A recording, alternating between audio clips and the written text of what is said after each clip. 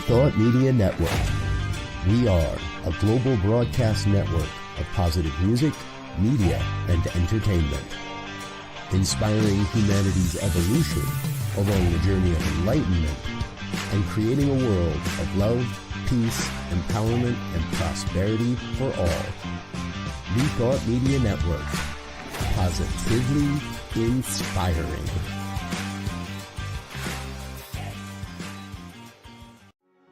New Thought Media Network is excited to present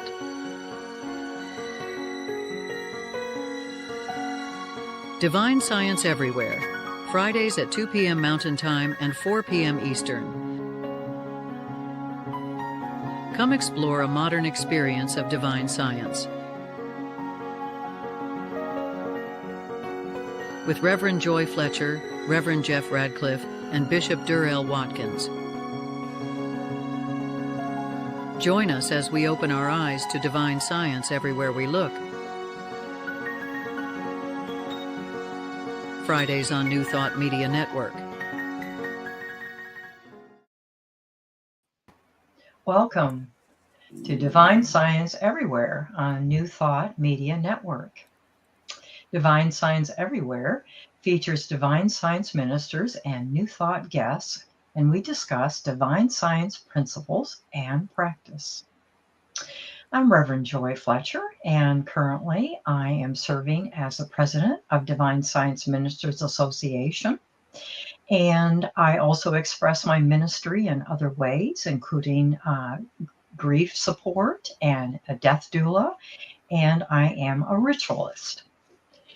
So also with me today is Bishop Durrell Watkins, a senior minister of Sunshine Cathedral and the president of Divine Science Federation International. So we like to begin the hour with a centering moment. So let's take a few moments and become still.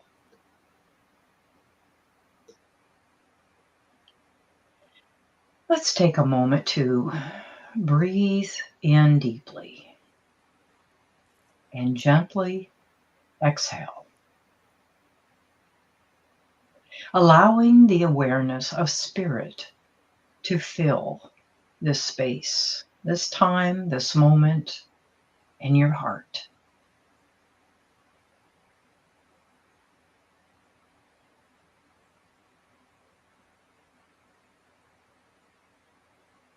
We are immersed in divine essence. We are in the presence of omnipresence. We are dwelling in omnipresence. This is true for me, you, and everyone else. In this moment, let's call forth this recognition, this presence, in which we live and move and have our being. As we are reminded in Jeremiah 23:24, do I not fill heaven and earth? This omnipresence is equally present everywhere. This omnipresence is peace, power, life, love, wisdom, grace, hope.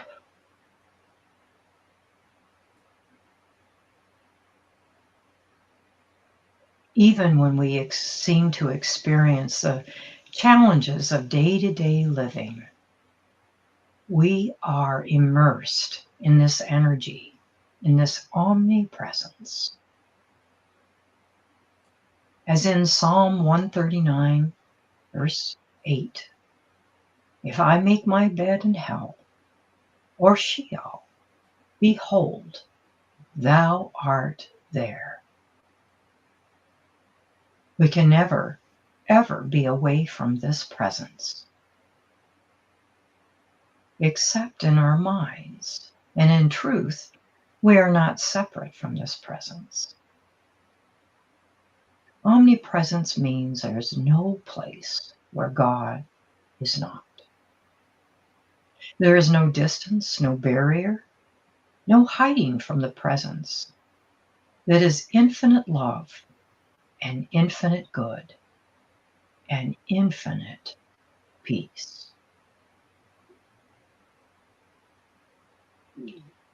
So let us now accept and recognize the awareness of this omnipresence right here, right now.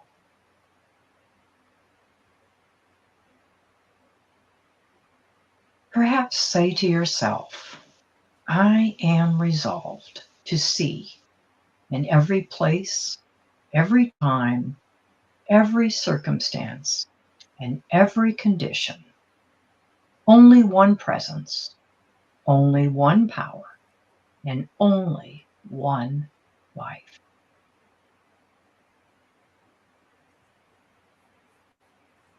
I know this presence is, and I now decide to open my awareness to this good only, to think good only, to see good only in every person and in everything I see.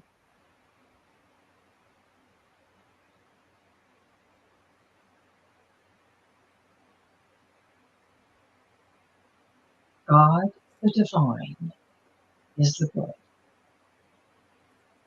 And this God, this divine, is omnipresent. There's nothing outside this presence, this infinite light, infinite love, and infinite wisdom.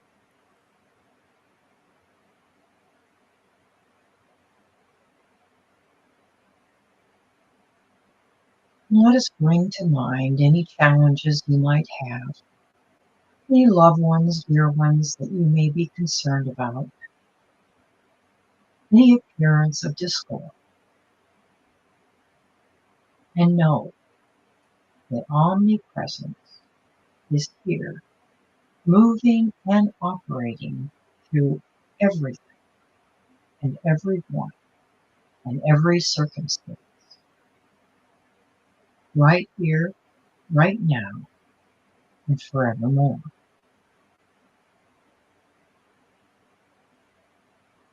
We release our concerns and our cares. Do what we are prompted to do in a space of clarity and peace.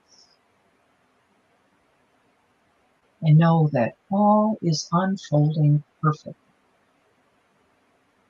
Perfect.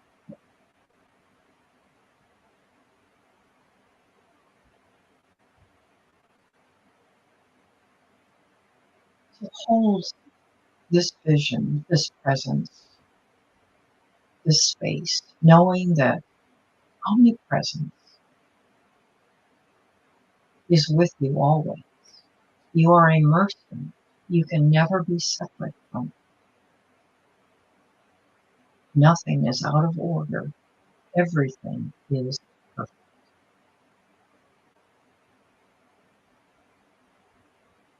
We trust that all is well, perfectly unfolding in this omnipresence. We are safe and secure in this omnipresence. And in this place of divine love, we remember the words of Emmett Fox.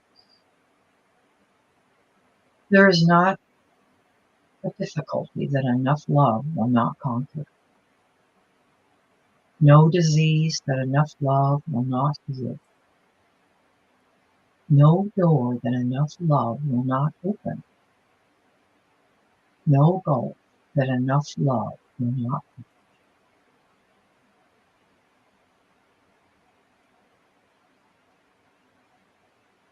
Love is the nature of omnipresence.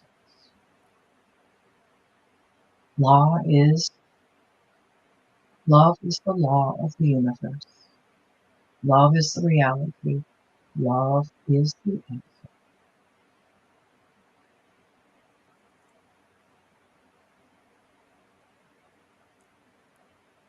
So as we gently bring our attention back to this moment,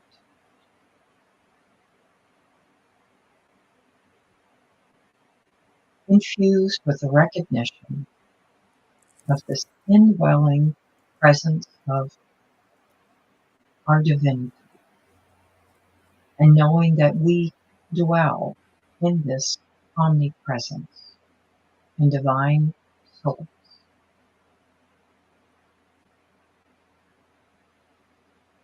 we say thank you. May we be strengthened by this truth that omnipresence is here and all is well. And so it is.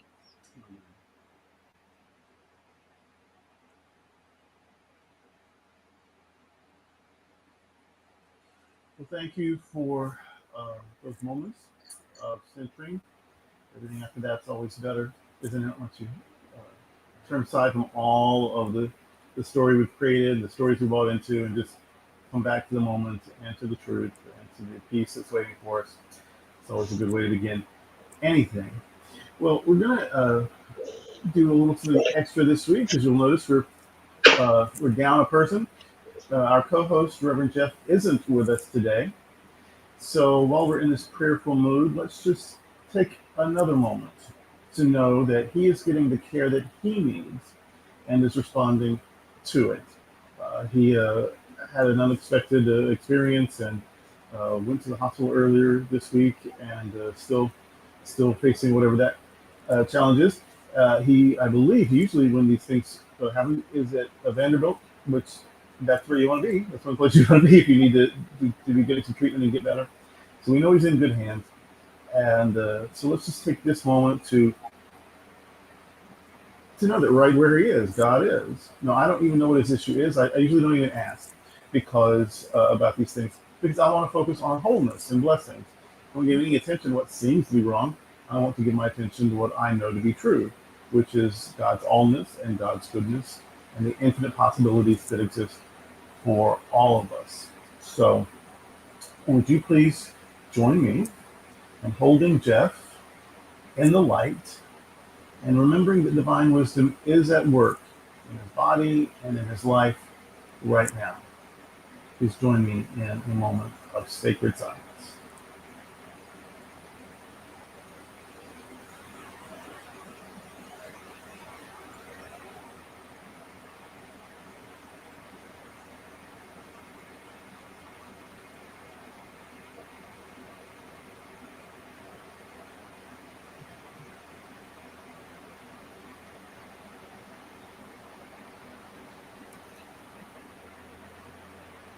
We focus on the good.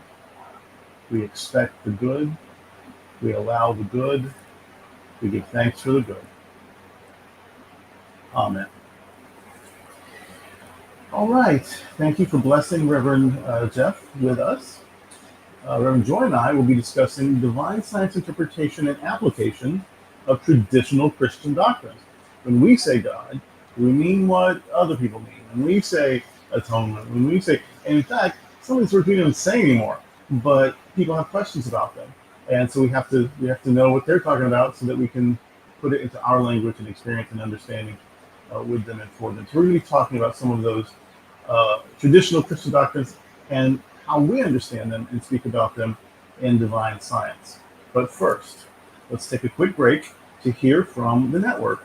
This is Divine Science Everywhere on New Thought Media Network. Please help us say thank you to our organizational sponsors, including the Hefferland Foundation, Affiliated New Thought Network, International New Thought Alliance, Science of Mind Archives and Library Foundation, Center for Spiritual Living Denver, Center for Spiritual Living Midtown, New Thought Philadelphia, Planned Happiness Institute, Summit Center for Spiritual Living, One Heart Retreats, Center for Spiritual Living on the Lake, Unity, Kitchener. Unity Spiritual Center, Ottawa. Om Center for Spiritual Living, Satya Center. Begin Within Ministries, Center for Spiritual Living, North Jersey. Unity of Savannah, and the Center for Spiritual Living, Seattle, as well as all of our individual donors. Thank you for being part of the New Thought Media Network. Please like, share, and subscribe. New Thought Media Network, positively inspiring.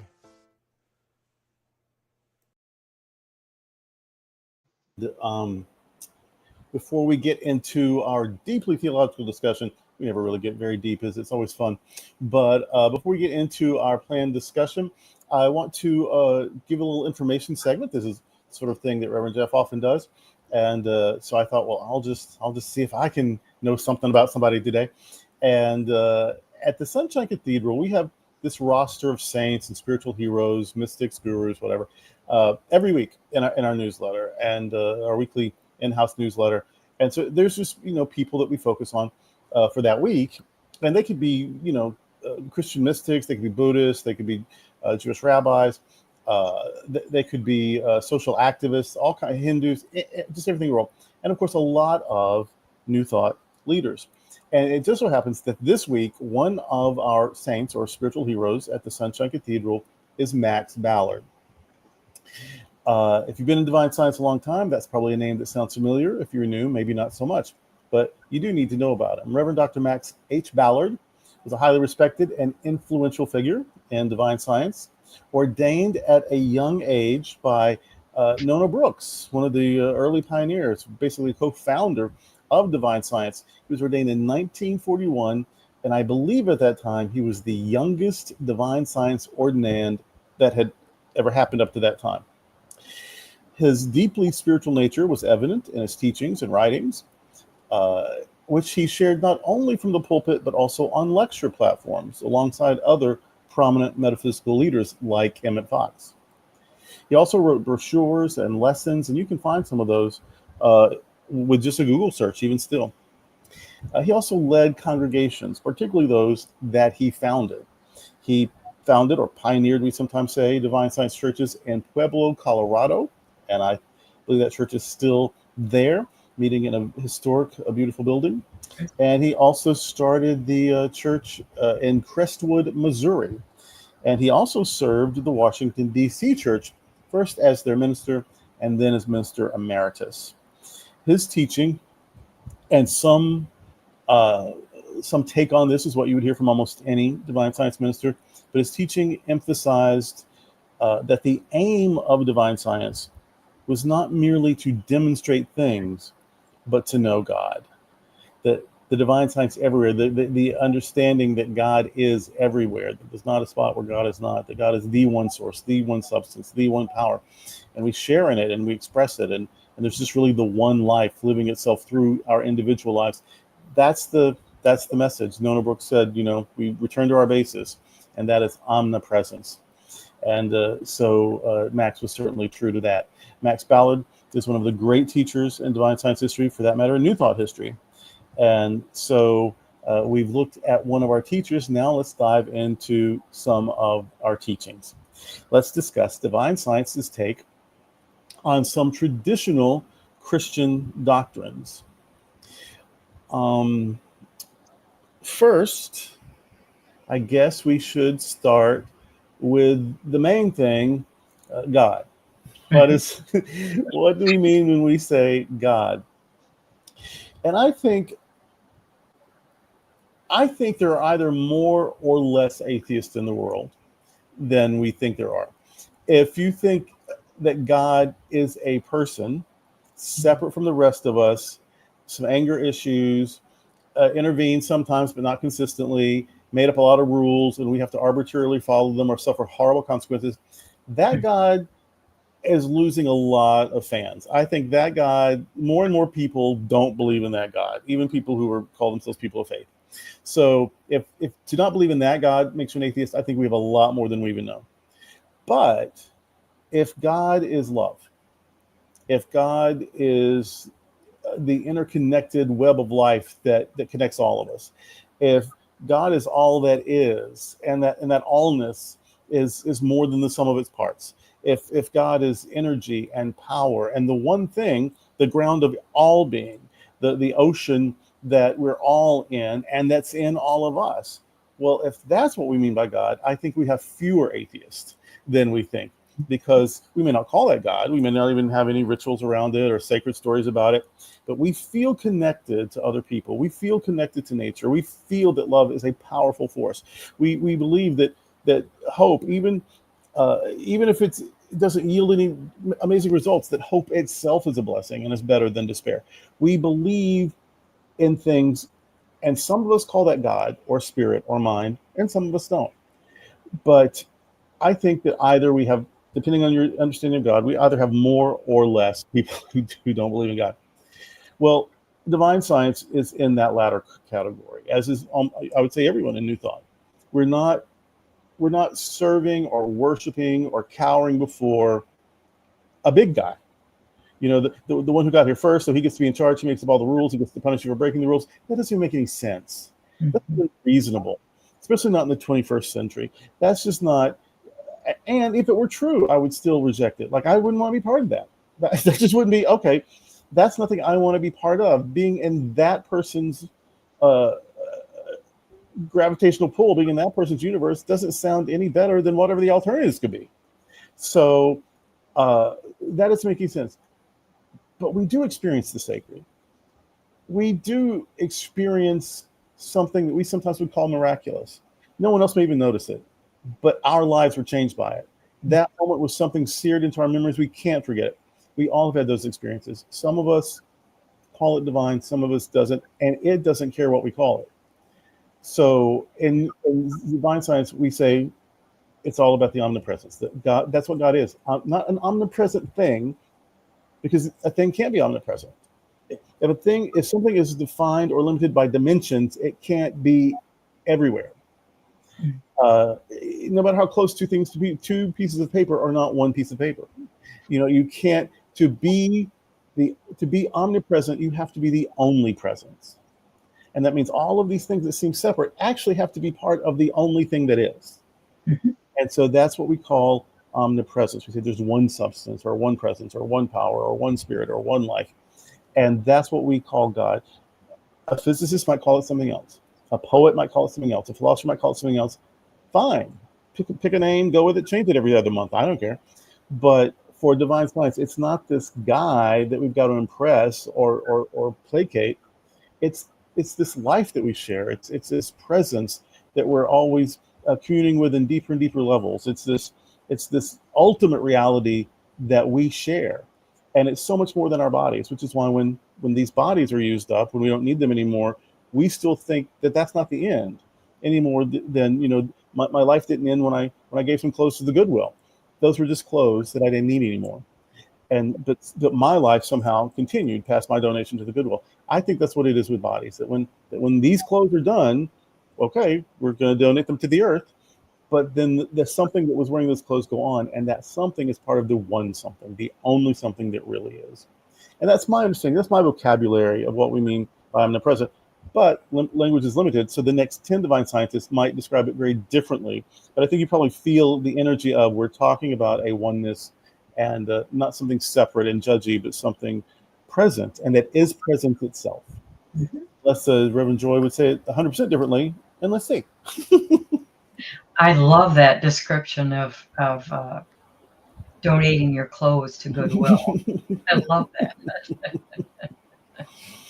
Well, as I have served as a hospital and hospice chaplain, I do encounter people at times that are a little nervous about what's going to happen to them after they die. And there's so many belief systems out there, and someone might think that they weren't good enough, that they didn't obey God and things. So we would talk about that, or they may be a little uncomfortable, and because I was as a chaplain is saying, well, I still believe in it, but I just don't go to church. So we would have a conversation about how they connected with this source, with God, whatever they called it. And it often fell into categories of relationship with each other, with their family, with their pets, with nature. It's the awareness of this love, this connection that can't be separated. In fact, I have a special memory of one gentleman that told me that he had a lot of questions about his spirituality, but he felt that he was okay because he and his dog loved each other. And he said to me, "Did you know that dog is God spelled backwards?" And that just really meant a lot to him. Yeah. And to think that and I agree with him. It's that presence of love and nurturing and relationship. And even when that dog wasn't in his presence, he still felt that love, that connection. And Mhm. that's true for us with our source. Some people have a challenge with calling God Father or Mother. Sometimes a new thought. Some people say Father, Mother Mhm. to bring that balance there. And sometimes God is labeled as love or light, and it all distills into its omnipresence. It doesn't Mhm. matter, as Bishop Durrell said, God doesn't care. God doesn't have emotions and isn't emotional. It's spirit, it's energy, it's that omnipresence and wisdom.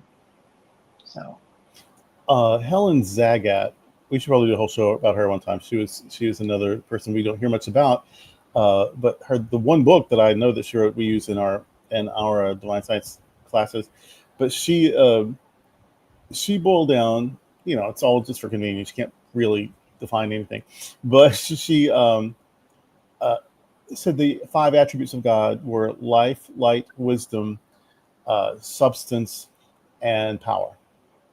So those are the five uh, attributes of God. So when you're talking about any one of those five things, we're really talking about God. If you're talking about life, you're talking about God. If you're talking about love, you're talking about God. If you're talking about wisdom, you're talking about God. And that's always uh, been meaningful to me. These attributes that we're bound to experience. mhm, Well, that's God, mhm, and or that's the power, the experience that we call God. We could call it something else. Uh, in fact, there's two ways of prayer that we teach, and we have the prayer treatment class, and then we have the non-theistic prayer class for people who they don't even like religious language at all, but they still they feel some attraction to prayer. Well, we can work with that because mhm. prayer isn't about what you isn't about the doctrines, and so yeah, the uh, the more we say about God, sort of the deeper the weeds we get about a thing that we're trying to define what can't be defined. We're trying to discuss what can't be known, uh, Mhm. and yet we have experienced it somehow, and we continue to feel compelled to explore it. So, but what we can all agree on, mostly in New Thought, and especially in Divine Science, is that whatever God is, it's all that is. It's Mhm. everywhere, fully, evenly present. Mhm. And if we start with that and work with that, uh, I think we can't ever really go too far wrong. You certainly are never going to get into this fear mode of God's going to be mad or God's going to Mhm. reject me. God is all there is. There's nowhere for God to go away from you. There's nowhere for God to send you. Because God is the one presence. So we're not getting away from God. Now, how can we work with that knowledge to have more peace, more joy, more hope, bring some blessings to the world? And it's also the attributes that, as you said, that you associate God or the divine with. So even though you're in this omnipresence, if you want to be sure that you're focused on one of those positive attributes of God, so there it dissolves any sense of fear or separation there. Mhm. Yeah, I think it's the Course in Miracles, and I know that's not divine science, except it is. Everything is, everything is everything. Truth is truth, but I think it's Course in Miracles that says that the only real thing is love, Mhm. and the only thing that seems opposite to love is fear. So Mhm. so it's all either love or fear, and fear is a lie. And Yes. so that just leaves love. And if you think, well, no, what I have is anxiety, what I have is hatred, what I have is, that's all rooted in fear. I don't hate you unless I'm afraid you can hurt me. Yeah. I'm not anxious unless I'm afraid I don't know what I'm doing, or that everything's spinning out of control, and I'm helpless or hopeless. Everything boils down to fear. Mhm. If it's not love, and love is the cure for fear. Love casts out fear. That's Uh, right. so that's I get that language from A Course in Miracles, but that is 100% in compliance with divine science teaching and thinking. That's right. That's right. And another definition of fear is false evidence appearing real. You know, Yes. Um, Zig Ziglar used to say, fear can be either forget everything and run, or face everything and rise. And so, cool. Cool. it's all about, whatever I'm afraid of. And there are even studies that says, even on a secular way of looking at things, that over 80% of the things we are afraid of, we don't need to be afraid of. They've Mhm. already happened, and we survived. So what are we afraid of? Or they haven't happened yet. So this moment is safe, even if it all goes to hell tomorrow. Or it's never going to happen. We've built it up in our mind worse than it ever could be. Sure. So, and that's over 80% of everything we're afraid of. And that has nothing to do with religion. Right. So, fear is often, maybe almost always, false evidence appearing real. That's right. I'd like to say that our colleague, Reverend Jeff Radcliffe, just sent a chat message. Okay. And he said, Tesla said, we need to understand the universe by thinking of energy and vibration. Einstein taught that energy can't be created or destroyed, only transformed. Genesis 1:1 says, in the beginning, God. It doesn't say God and something else. It's all God. Yeah.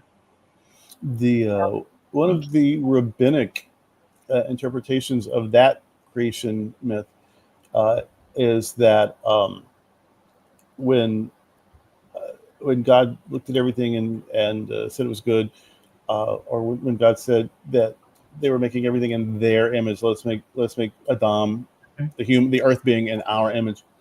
That because God had already created everything before that, uh, that God was talking to the rest of God's creation, and so there's the deer and the birds and the trees and the dirt and the all this, and then there's their source, God, that's made all of these things from God's self, because in the beginning, God, what's God going to work with? God's all God has, so everything comes as part of God, and so God is talking to the rest of God's creation. Let's make humans in our image.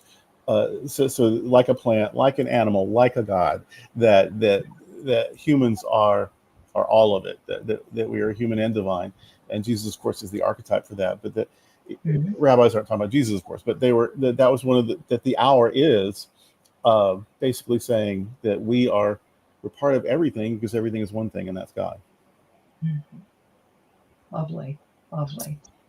So, well, okay, God got some play. We're taking these topics, and there are even some more from Chapter 9 of Divine Science. It's practice and principles, and for a lot of us, that was our primary text. Now, Mhm. some people these days, they use Melinda Kramer's Divine Science and Healing, Mhm. uh, and for people who are transferring in already have a lot of New Thought stuff. I just sometimes give them a list of books, and they can just go through all of them. But I, for a lot of us, this was our introductory text. This was our primer, as it were. And so we've been taking these topics from Chapter 9 of Mhm. that book, talking about these doctrines. And so, following God in that. And if you don't have that book, by the way, do get it. If you can't So find it on, available at Divine Science Federation. yes, Yes. yes, you can. Yeah, if you can't find it on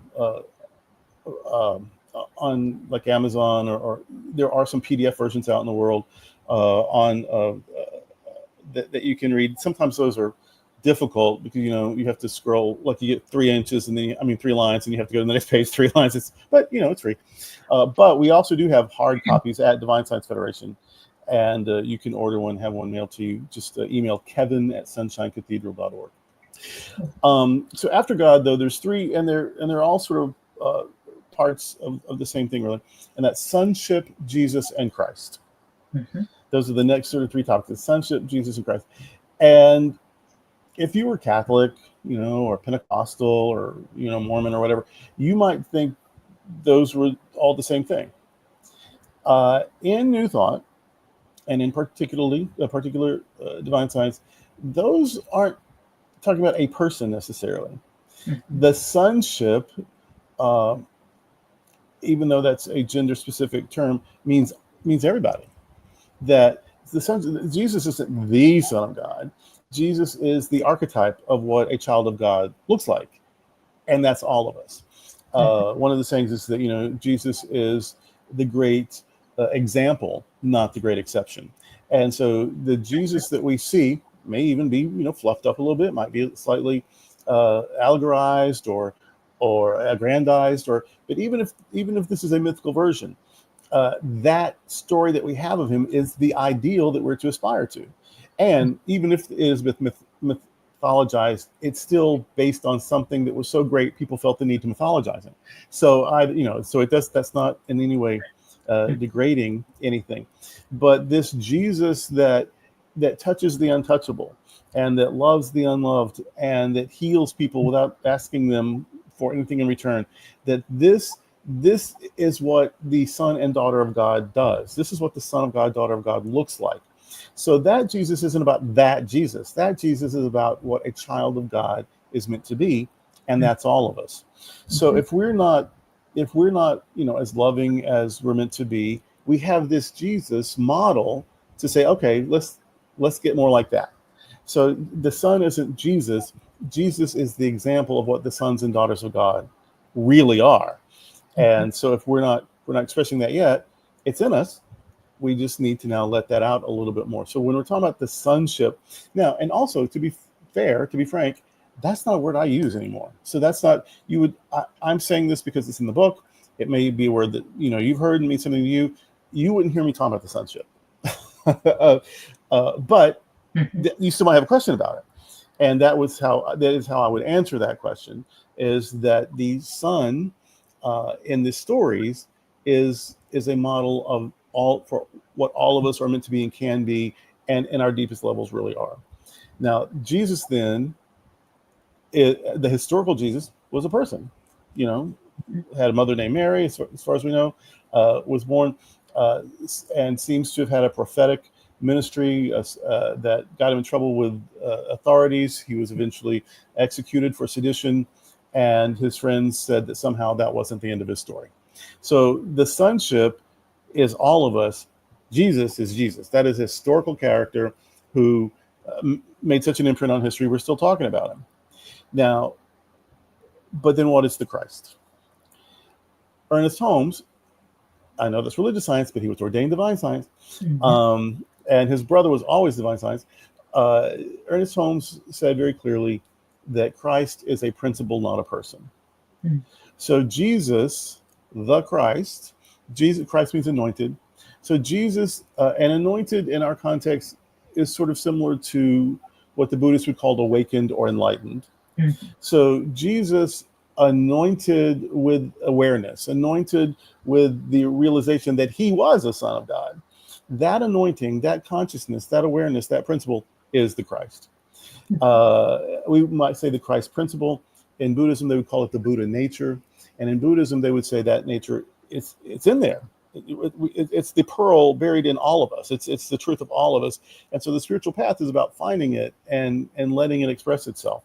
The Buddha nature is our real nature. And I would say the Christ nature is our real nature. The Christ nature is what it looks like when you're living out the sonship.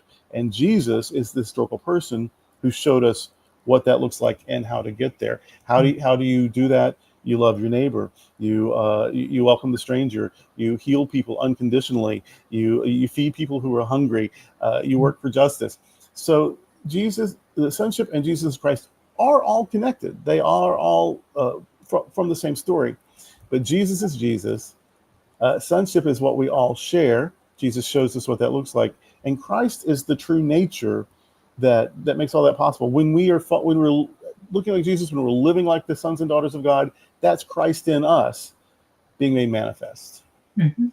That's how I think I would say those things. Reverend Joy Yes, could say it less wordy. I get wordy sometimes, but maybe she can say it more succinctly, where it's like, oh yeah, that makes sense finally. maybe. Maybe. Well, I appreciate that, and to remember that Jesus didn't have a special power. He had the same power and the same essence within him as us. And he was just awakened. And it's interesting that there aren't stories about his early life, Mm-hmm. or there's a gap. Well, maybe that was his awakening period, Mm-hmm. and he had to learn. Um, and part of his teaching that's attributed to him in the scripture is, the works that I do shall you do also, and greater works you shall do. And Paul said, Christ in you, the hope of glory, in Colossians 1:27. So it's one thing that really moved me when I was studying, that to remember the realization that Christ was not Jesus' last name. It's the impersonal, spiritual idea of man. And Jesus became Christ Jesus by recognition of the embodiment and the expression of his divine identity. It's interesting because years ago, um, there were two ladies that came to my door that were Jehovah Witnesses. And I knew that I was not going to change my Mm-hmm. belief system, and yet I wanted to learn from them. And so they came for several weeks, and I learned a lot and really respected where they were coming from. And one thing that also hit home was they called Jesus Christ Jesus. So we have that similarity. Mm-hmm. In so many ways, we have differences, and that's true in our life.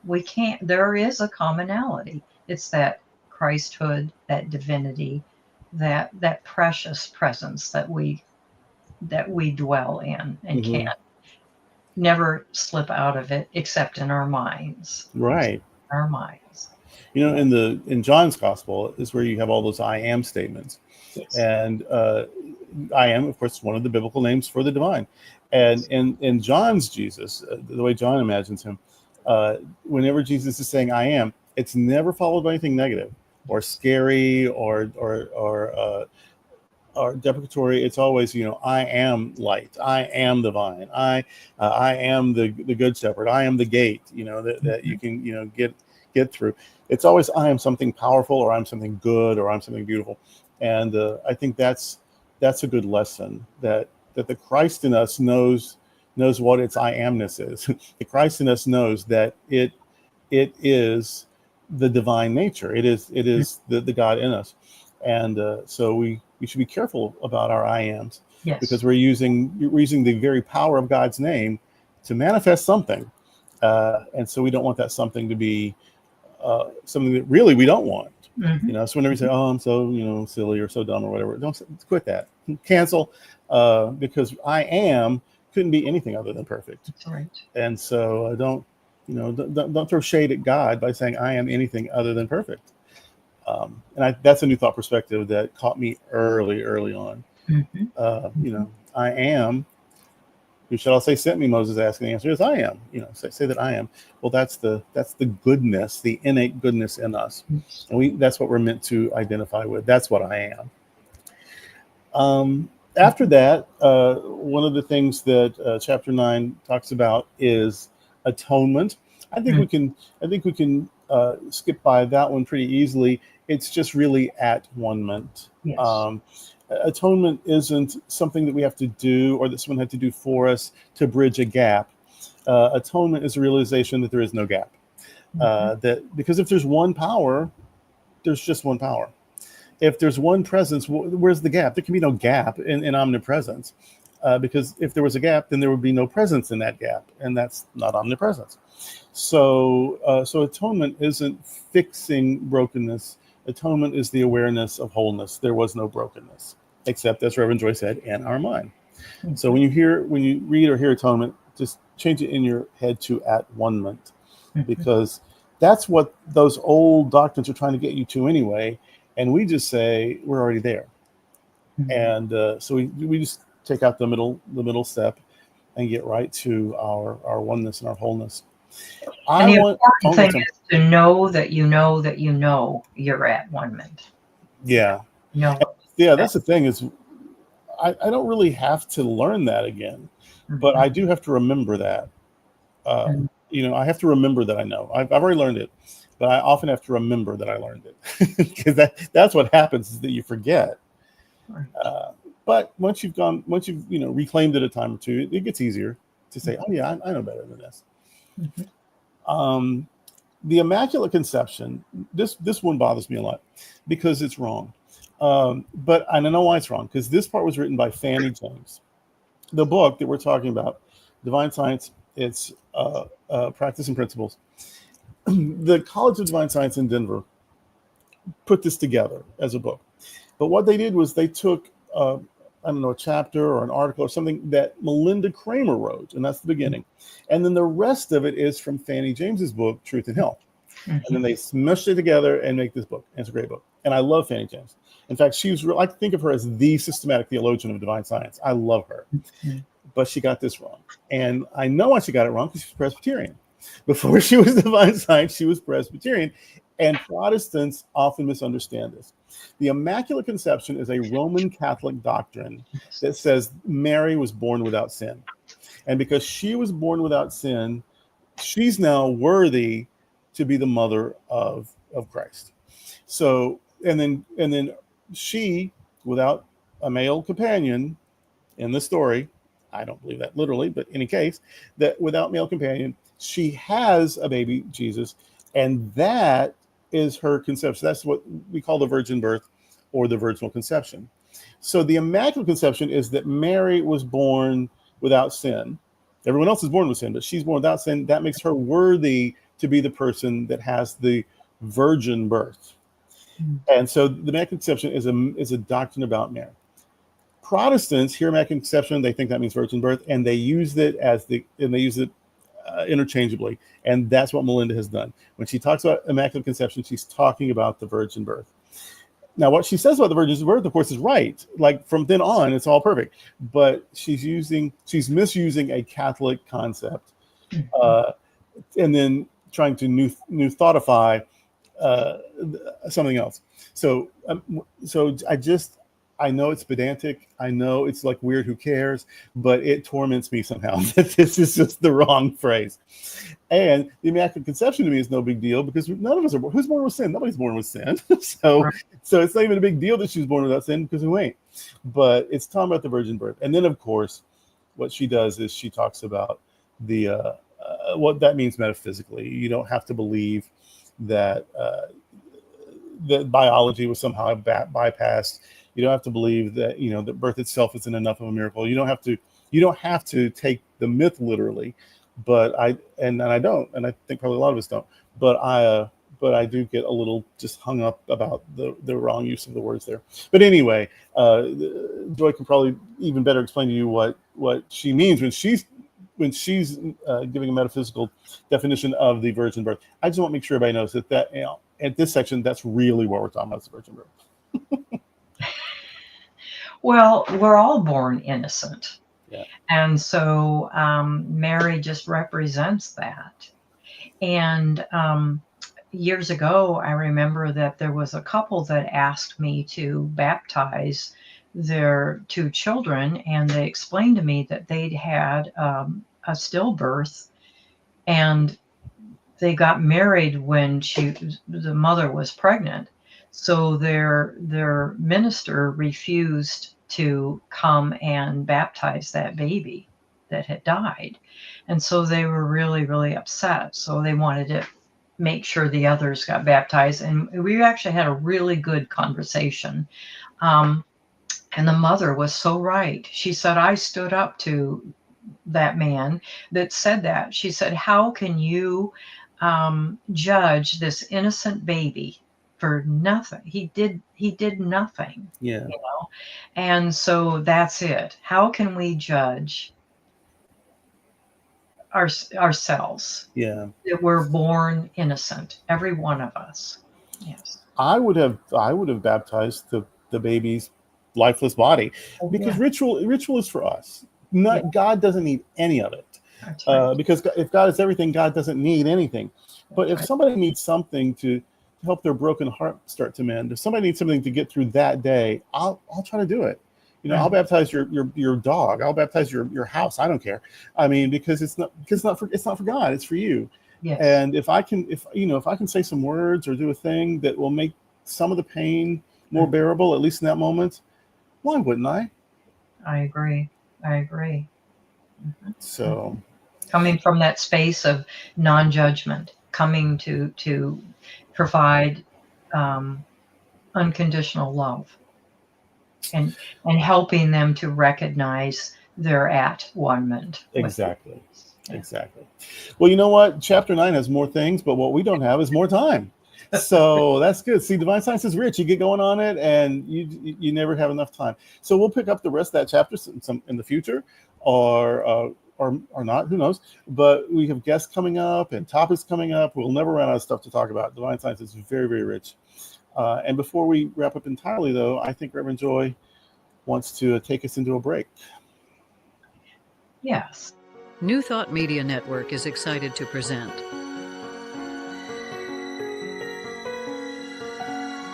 Divine Science Everywhere, Fridays at 2 p.m. Mountain Time and 4 p.m. Eastern. Come explore a modern experience of divine science with Reverend Joy Fletcher, Reverend Jeff Radcliffe, and Bishop Durrell Watkins. Join us as we open our eyes to divine science everywhere we look. Fridays on New Thought Media Network. We jumped the gun a little bit there. We're meant to get this in, and we didn't get it in, so we have to get this in, even though it's also in the clip. This is Divine Science Everywhere here on the New Thought Media Network. All right, now we got it in. Now we're good. We won't get in trouble now. Yeah. Reverend Jeff Radcliffe said that there is no such thing as original sin. We were born in original blessing. So yes. That. How could sin be original? How could sin be our origins? That doesn't make sense. So we're excited because next week our guest is Reverend Linda Martella Whitsett, who was the director of Silent Unity and author of 4 books, and I believe she's won some awards for some of those books. And the following week is Reverend Dr. John Waterhouse will be joining us. So we have lots of great things, and we're so grateful that you joined us today. And maybe you'd like to share this replay on YouTube with your family and friends, and just share the good news with them. Yes. So thank you, Bishop Durrell and Reverend Jeff, and also Reverend Dr. Bishop Robert Griffin, that's helping us in the sound booth. We really appreciate it, and we appreciate you. That's my husband. That's my husband, by the way. Yeah. And until we meet again, remember that divine science everywhere means God in all, through all, as all.